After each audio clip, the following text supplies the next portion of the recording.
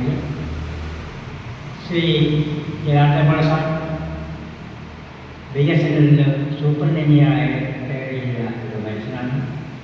അവിടെ തന്നെ ഒരു ജീവനായകനായിരുന്നു മാധവസ്വാമി എന്നറിയപ്പെടുന്ന മാധവൻ. അദ്ദേഹം 1970-കളിൽ ചെങ്കോട്ടൂർ ആശ്രമത്തിൽ ഒരു നിത്യ സന്ദർശകനായിരുന്നു. അദ്ദേഹത്തിൻ്റെ ഗുരുനാഥനായിരുന്നു നീലകണ്ഠ ഗുരുപാദ്. നീലകണ്ഠ ഗുരുപാദ് ആ 14 സംസ്ഥാനത്തിന് വെളിയിൽ പോയിട്ടില്ല. അദ്ദേഹം താൻ ആരാണ് നല്ല ബോധമുള്ള ബ്രഹ്മജ്ഞാനിയായി. ആരാണ് ബ്രഹ്മജ്ഞാനി എന്നുള്ളത് ജനാർദ്ദനപ്രസാദിനെ പറഞ്ഞേൽപ്പിക്കും. ബ്രഹ്മജ്ഞാനം എന്ന് പറയുന്നത് അധിഷ്ഠാനത്തിൽ കൂടി നമ്മൾ സ്വീകരിക്കേണ്ട ജീവിതചര്യയാണ്. അല്ലാതെ ഇംഗരാവശ്യം വിളിച്ചുകൊണ്ട് ബ്രഹ്മജ്ഞാനിയാവുകയില്ല. പക്ഷേ അനുഷ്ഠാനങ്ങൾ വേണം.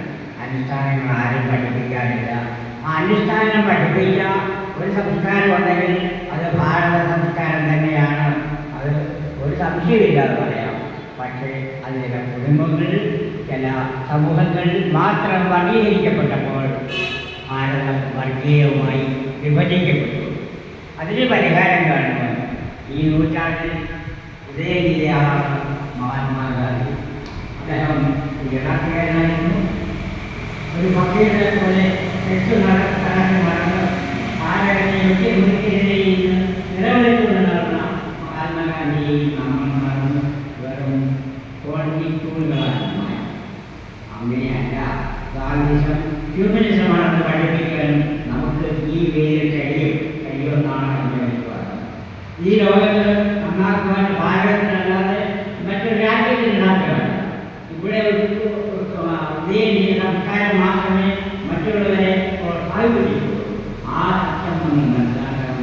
ഇന്ന് നമ്മുടെ മുമ്പിൽ ഉള്ള സാക്ഷാൽ ശ്രീ പത്മനാഭൻ മനുഷ്യജന്മത്തിൻ്റെ ഒരു സങ്കല്പം മാത്രമാണ്. ഈ ശ്രീപത്മനാഭൻ പല രൂപത്തിലും പല ഭാവത്തിലും നമ്മുടെ കൂടെയുണ്ട്. അടിയിലെത്തിപ്പോ എന്ന് പറഞ്ഞ ശ്രീരാമപിള്ളയുടെ കഥാപാത്രത്തെ പോലും മരിക്കുമാണ്. അമ്മയ്ക്ക് പ്രാന്തം തന്നെ ഒളിപ്പിക്കുവാൻ കഴിഞ്ഞ ആ സംസ്കാരം കേരളത്തിൻ്റെതാണ്. ആ കേരള സംസ്കാരത്തിൽ നിന്ന് മാത്രമേ ലോകത്തിന് വഴി നടക്കാൻ കഴിയുകയുള്ളൂ. അതിൻ്റെ മാറ്റമാണ് ഇന്ന് ഇവിടെ നടക്കുന്നത്. ഞാൻ അതിനെ വിശ്വസിക്കുന്നില്ല.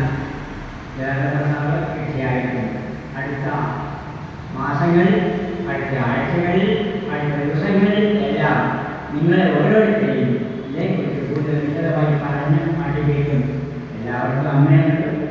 അമ്മമാർ പലതരക്കാരാണ്. അതുകൊണ്ട് നമ്മളും പല സ്വഭാവക്കാരാണ്. പക്ഷേ അമ്മയ്ക്ക് ഭർത്താവാണുള്ളത്.